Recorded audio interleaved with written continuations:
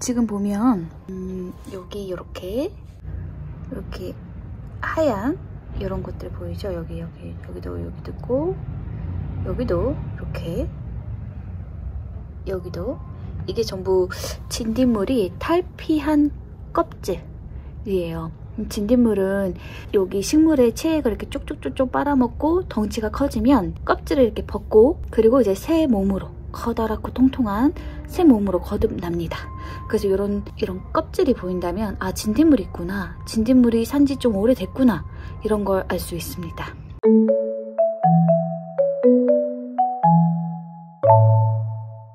저희 집에 진딧물은 어떻게 들어왔냐면요, 일전에 그 수목 소독을 했어요. 근데 제가 수목 소독할 때 꼭 창문을 닫으라고 했잖아요. 고층에 있지라도 창문을 반드시 닫아야 되는데, 저번에 수목 소독한다고 방송이 나왔는데 귀찮아가지고, 에이, 아직 뭐 꽃도 안 피고 이렇게 추운데 있을까? 벌레가 있을까? 뭐 들어오면 잡지 뭐, 이런 안이한 생각으로 창문을 하나도 안 닫고 다 열어뒀습니다.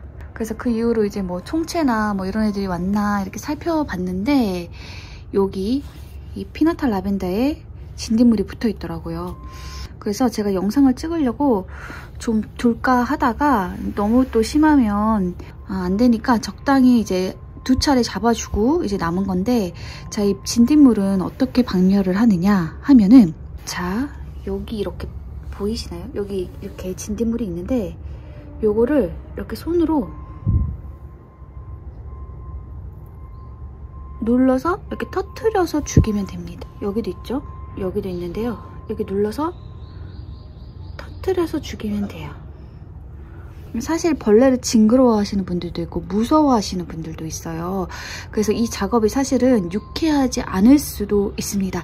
그렇지만 진딧물은 이 방법이 거의 유일해요. 왜냐하면 이제 다른 총체벌레나 뭐 깍지벌레, 이런 벌레들은 약을 칠 수도 있어요. 약을 쳐도 되는데, 이 진딧물 같은 경우는 그 해충 중에서는 가장 내성이 심한 그런 벌레이기 때문에 약을 설령 좋은 걸 갖다 뿌려도 걔가 내성이 있어서 계속 안 좋고 계속 살아있을 수도 있고, 또 그것보다 더 큰 문제는 뭐냐면 진딧물이 굉장히 순발력이 빨라요. 그래서 사실 수목 소독했는데 바로 여기에 옮겨 붙은 것만 봐도 이렇게 약을 뿌리면 호다다다다다 도망가가지고 하늘을 이렇게 날아다니다가 나 어디로 가서 옮겨 붙어 살지, 이렇게 관찰하고 또 들어와서 살아버리고, 이렇게 좀 순발력이 빠르고 금방금방 위기 상황을 모면하는 그런 벌레이기 때문에, 여러분들이 이렇게 칙칙칙칙 약 뿌려봤자 약에 맞아서 죽는 애보다 도망친 애가 훨씬 더 많을 거예요. 그렇게 되면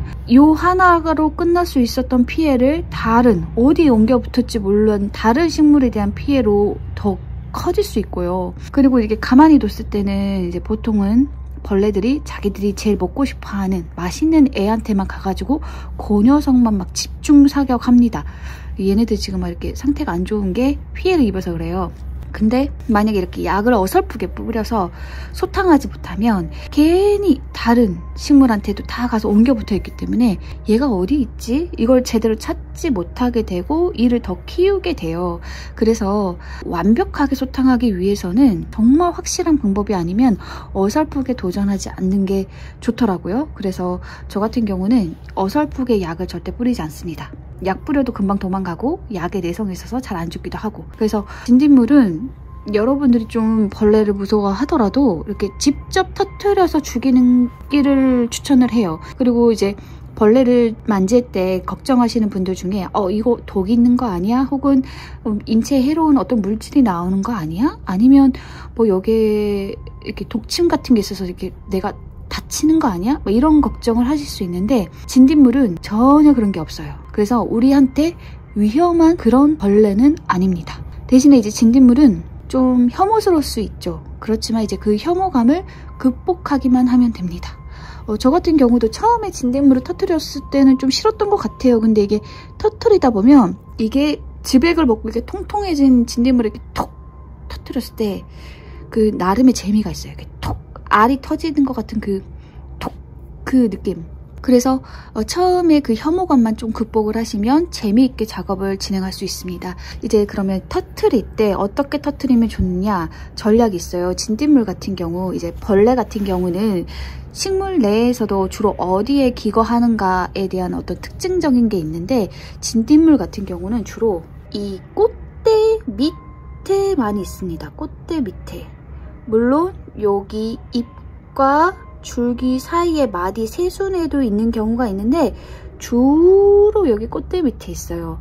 그래서 여러분들이 구입한 꽃, 얘는 이렇게 날씬하지만 이렇게 좀 넓은 애들을 이렇게 뒤집어 보면 그 밑에 진딧물들이 따다다다다다다 붙어 있는 경우가 있을 겁니다. 그래서 1차적으로는 꽃봉오리 밑에 이렇게 뒤집어 보면서 진딧물을 다 터뜨리면 되고, 이제 이 작업을 하고 나면 눈치 빠른 진딧물들이 여기 밑으로 이렇게 쭉 내려가 있어요. 그래서 약간 좀 상황을 지켜볼 수도 있습니다. 요 밑에 막, 아니면 요 잎의 뒤에 나름 이렇게 숨을 수도 있어요. 그래서 2회차, 3회차부터는 이제 여기 얼핏 봐가지고 안 보이면 아, 밑에 숨었을 수도 있겠다 이러면서 이렇게 잎을 하나씩 하나씩 뒤집어 보면서 제거를 해주시면 돼요. 이 작업이 딱 한 번 한다고 해서 모두 다 소탕되는 건 아니고, 좀 너무 심하고 또 너무 복잡하면 일주일 정도 걸릴 수 있지만 보통은 한 2회, 3회만 지나도 잘 안 보이게 될 거예요. 그래서 좀 귀찮더라도 매일매일 이렇게 작업을 해주시면 진딧물들을 다른 식물에 옮겨가지 않는 선에서 완벽하게 소탕하는 게 가능하게 될 것입니다. 사실 벌레를, 저 같은 경우는 실내 가드닝에서 이렇게 농약 치는 거에 대해서 막 그렇게 엄청 거부감을 가지고 있는 사람은 아니에요. 그래서 필요하면 효과가 있으면 써야 된다라는 입장이지만, 그런 제가 약을 치지 말고 다른 방법을 권유하는 거는 완전 막 환경적인 입장에서 막 친환경이 좋지 이러면서 추천하는 게 아니고, 그게 진짜 제일 좋은 방법이기 때문에, 유효한 방법이기 때문에 그런 겁니다. 그래서 여러분들도 잘 생각을 해보시고 결단을 내리시면 좋겠어요. 만약에 그래도 나는 절대 못한다, 약을 써야 한다 하시는 분들은 그 어설프게 인터넷에서 뭐 이렇게 벌레도 죽일 수 있다라고 하는 약들에 돈 쓰지 마시고, 가장 확실한 약은 농약방에서 팔고 있습니다. 우리가 그 약국에서 그냥 가서 살 수 있는 약이랑 의사 처방이 있어야만 살 수 있는 약이랑 약효가 다르잖아요. 농약도 마찬가지예요. 그래서 효과가 확실하고 그렇기 때문에 용량이 확실하게 정해져 있는 그런 약들은 오로지 농약방에서만 판매가 됩니다. 그래서 농약방에 가셔서 농약사의 처방을 받아서 약을 구입을 해서 그거를 사용을 하시기를 추천을 드려요.